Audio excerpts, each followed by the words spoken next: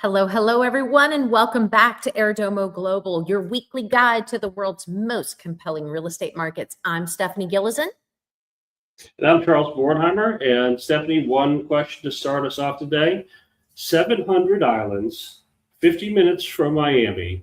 Every other Caribbean market gets measured against it. What are we talking about today? Well, that is the Bahamas, Charles, and it has been the benchmark for this whole region for 50 years.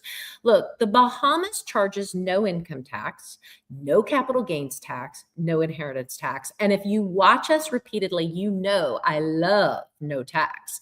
It has been an independent democracy since 1973. It runs on English common law, and a foreign buyer holds title in their own name with no local partner required.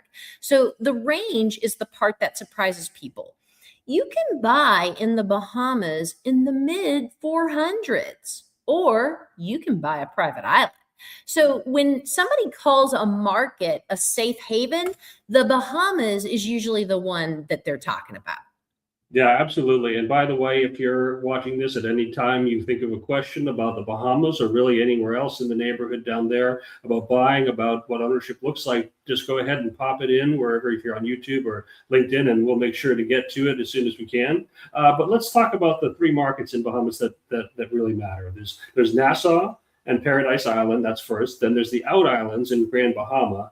And then we'll talk about the ownership, residency, and tax structure. Two of those numbers changed this year. And just by the way, everything we talk about today is live on airdomo.com, so make sure you head in and check that out. But before we look at the map, let's talk about the foundation. Stephanie, what is it about prices in Bahamas that holds them so steady? Look, Bahamas prices hold because the scarcity here in the Bahamas is real. It's not manufactured. In most markets, scarcity is a line in a brochure, right? It's a scare tactic so that you hurry up and buy. But there is always another development going up 10 miles down the road, and the thing you paid a premium for stops being rare about 4 years after you buy it. The Bahamas made a different choice a long time ago. They never overbuilt. And so when you buy a well-located property in the Bahamas, you're buying something that cannot ever be built again. There's never going to be that competition next door. So that's the whole reason that this market behaves quite differently than anything else we've covered. Right, and there's one piece that is worth noting, that the buyer base is a little bit different here. It's mostly North American and European families, and a lot more buying to keep rather than to trade up or earn on. What does that do to a market? Well, the Bahamas behaves like a store of value rather than a trading floor, and it comes down to who owns the houses. In a lot of resort markets, your neighbors are really counterparties. They bought a flip. So when the cycle turns, they all list at once, and then your value goes with them. In the Bahamas, most of the owners around you bought a home they intend to keep and hand down to generation after generation. Nobody is waiting for that exit and when is that right time. That is why this market does not swing one way or the other. The newer ones do.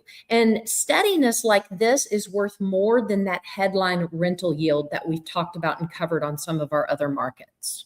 Right, right. So let's look at each of the markets one at a time. Let's start right at the center of gravity, Nassau and Paradise Island. Stephanie, what's the scene there?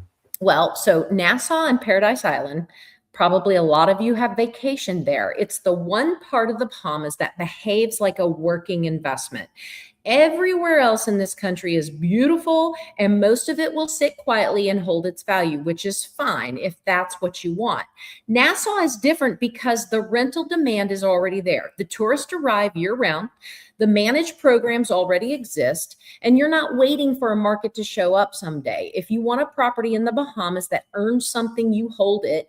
Nassau is where you start. Yeah, and the core of the Brandon and Marina product is there. And of course, on Airdomo, we have some great examples. We've got an oceanfront 3-bed at Water Edge, 435 USD with dockage and gated beach access. The branded tier, we have the Goldwyn in Nassau, 4-bedroom penthouse, 2.6 million. Who's the buyer for that? Well, the Nassau buyer usually assumes they have to pick between a property that earns and a property that impresses.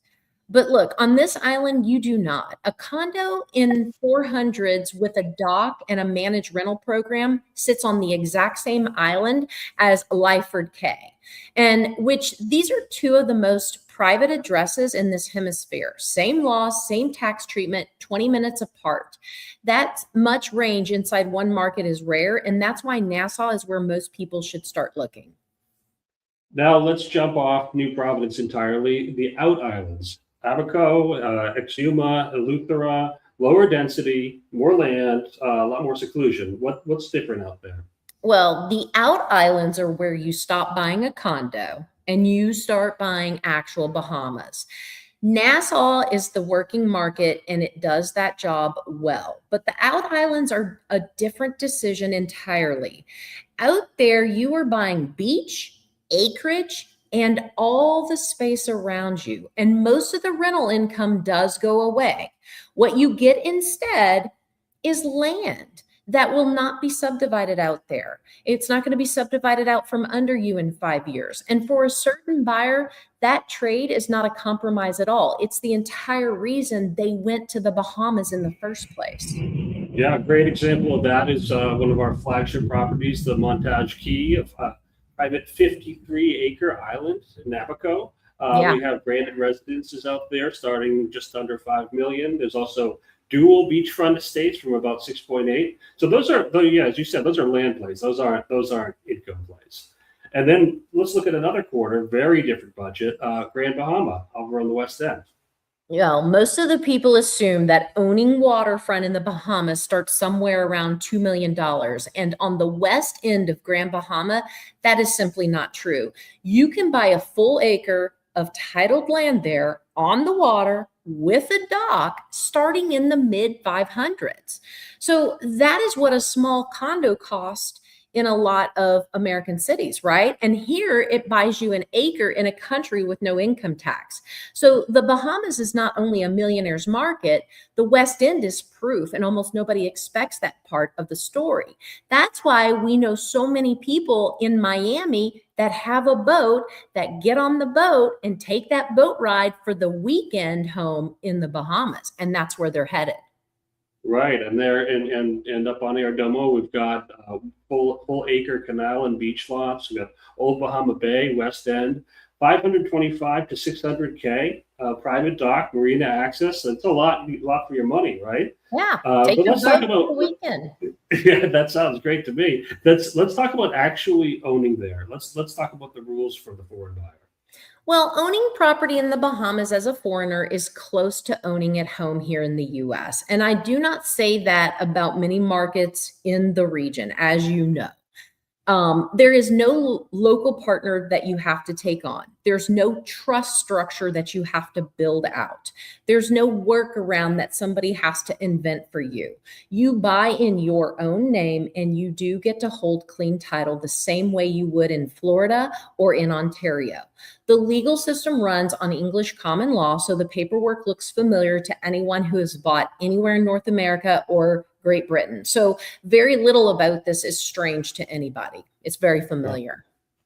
Right, and most purchases register with the Bahamas Investment Authority. You need a local attorney to confirm title. A typical resale is 60 to 90 days. So yeah, very, very familiar.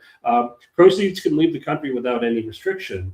But now the big question, can buying property actually get you residency in Bahamas? Well, buying property in the Bahamas can put permanent residency on the table. And the country is unusually direct about what it costs. So $1 million in real estate held for at least 10 years and permanent residency is available to you. Okay.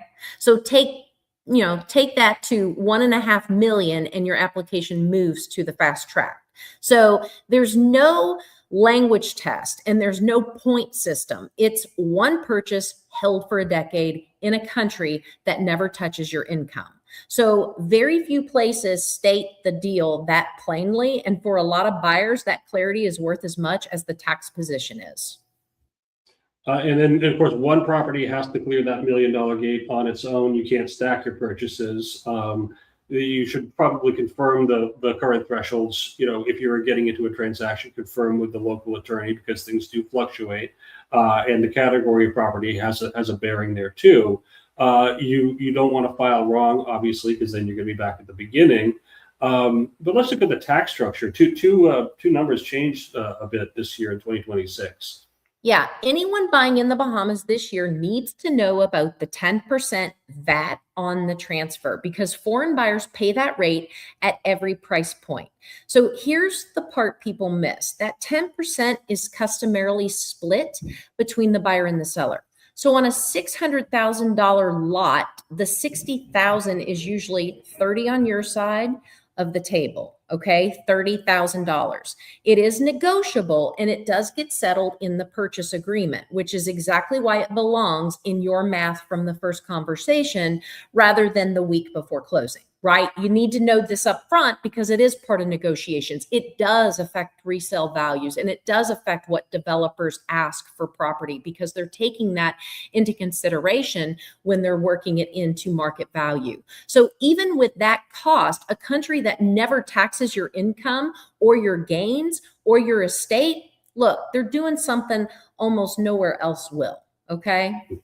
Right. And there is an annual property tax to keep in mind for a new foreign owner occupied category. That's a flat 0.625%. No exemption, but it is capped at 200K.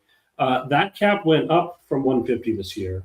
And the test changed to primary residence. So no more counting out the half-year days or 180 days. It is now the primary residence that matters. And put it together against the other markets that we've talked about. Where do you rank the Bahamas in terms of the tax position? I think the Bahamas sits at the top of the safe haven list because it asks you to give up the least. Okay.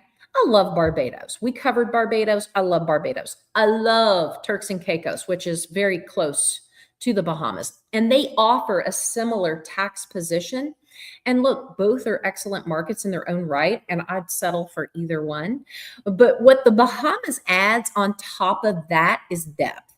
It has the longest track record in the region, the deepest luxury tier, and a rentable condo sitting on the same map as an island you can buy outright. So you're not making a bet on a country finding its footing. The Bahamas found it decades ago.